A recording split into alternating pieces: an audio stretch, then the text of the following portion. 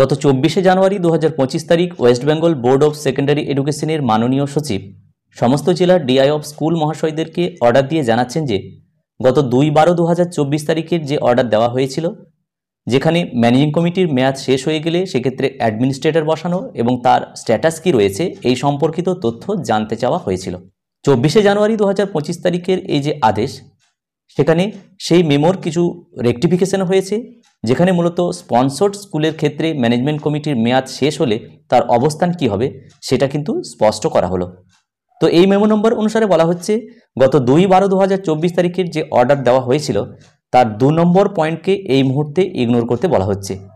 তো সেখানে মূলত কি বলা হয়েছিল, গভর্নমেন্ট স্পন্সর্ড স্কুলের ক্ষেত্রে ম্যানেজিং কমিটির অবস্থান কি হবে সেই বিষয়ে আলোকপাত করা হয়েছিল পূর্বের সেই অর্ডারে। তো চলুন মূলত সেই অর্ডারে কি বলা হয়েছিল সেখানে আমরা আলোকপাত করি।